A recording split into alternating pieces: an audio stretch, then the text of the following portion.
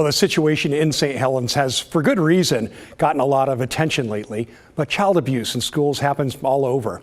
A reporter at Oregon Public Broadcasting decided to look into how widespread it is in Oregon and Washington, and we think her coverage is worth your time.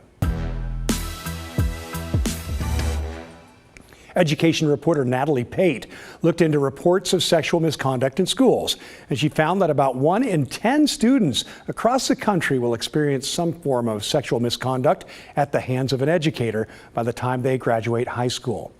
The news outlet Business Insider looked at records from across the country, and OPB analyzed records from the 10 largest public school districts in Oregon and Washington from 2017 to 2022.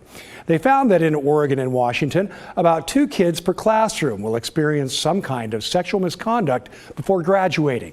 We talked with Pate today about what she learned. So sexual misconduct by educators ranges from inappropriate comments and nude photographs, all the way up to grooming, harassment, and rape.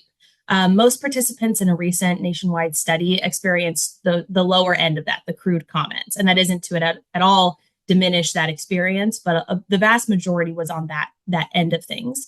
In the documents from Washington and Oregon, we also saw a very large range. There were examples of whispering in young girls' ears, touching their hair, watching porn in the classroom, sending photos of genitals, convincing teen boys and girls to come to their homes and have sex with them or with other people, and performing sex on having sex in the classroom.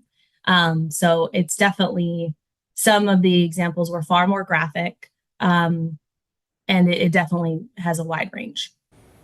Well, Pate says that 10% number nationally is likely an undercount. In fact, she talked with someone working with teens who reported concerning things, and when that person tried to report it, no one took the claims seriously.